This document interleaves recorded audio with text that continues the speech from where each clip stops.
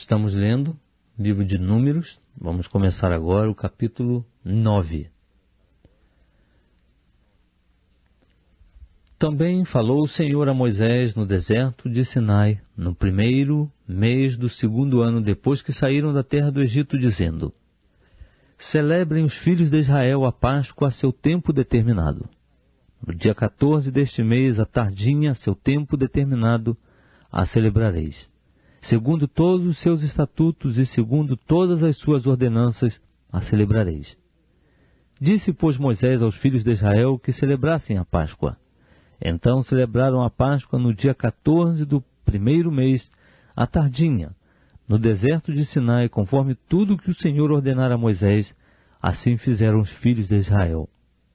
Ora, havia alguns que se achavam imundos por terem tocado o cadáver de um homem, de modo que não podiam celebrar a Páscoa naquele dia, pelo que no mesmo dia se chegaram perante Moisés e Arão. E aqueles homens disseram-lhes: Estamos imundos por havermos tocado o cadáver de um homem. Por que seríamos privados de oferecer a oferta do Senhor a seu tempo determinado no meio dos filhos de Israel? Respondeu-lhes Moisés: Esperai para que eu ouça o que o Senhor há de ordenar acerca de vós. Então disse o Senhor a Moisés: Fala aos filhos de Israel, dizendo: Se alguém dentre vós, ou dentre os vossos descendentes, estiver imundo por ter tocado um cadáver, ou achar-se longe em viagem, contudo, ainda celebrará a Páscoa ao Senhor. No segundo mês, no dia 14 à tardinha, a celebrarão. Comê-la-ão com pães ázimos e ervas amargas. Dela não deixarão nada até pela manhã, nem quebrarão dela osso algum, segundo todo o estatuto da Páscoa a celebrarão. Mas o homem que, estando limpo e não se achando em viagem, deixar de celebrar a Páscoa, essa alma será extirpada do seu povo, porquanto não ofereceu a oferta do Senhor a seu tempo determinado. Tal homem levará o seu pecado. Também, se um estrangeiro peregrinar entre vós e celebrar a Páscoa ao Senhor, segundo o estatuto da Páscoa e segundo a sua ordenança, a celebrará. Haverá um só estatuto, quer para o estrangeiro, quer para o natural da terra.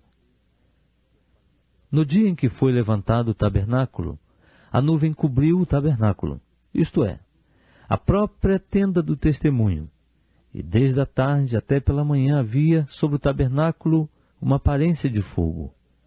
Assim acontecia de contínuo, a nuvem cobria, e de noite havia aparência de fogo. Mas sempre que a nuvem se alçava de sobre a tenda, os filhos de Israel partiam. E no lugar em que a nuvem parava, ali os filhos de Israel se acampavam. À ordem do Senhor os filhos de Israel partiam, e à ordem do Senhor se acampavam. Por todos os dias em que a nuvem parava sobre o tabernáculo, eles ficavam acampados. E quando a nuvem se detinha sobre o tabernáculo muitos dias, os filhos de Israel cumpriam o mandado do Senhor e não partiam. Às vezes a nuvem ficava poucos dias sobre o tabernáculo. Então, à ordem do Senhor, permaneciam acampados. E à ordem do Senhor, partiam. Outras vezes ficava a nuvem desde a tarde até pela manhã. E quando pela manhã a nuvem se alçava, eles partiam. Ou de dia, ou de noite, alçando-se a nuvem, partiam. Quer fosse por 2 dias, quer por 1 mês, quer por mais tempo, que a nuvem se detinha sobre o tabernáculo, enquanto ficava sobre ele, os filhos de Israel permaneciam acampados e não partiam.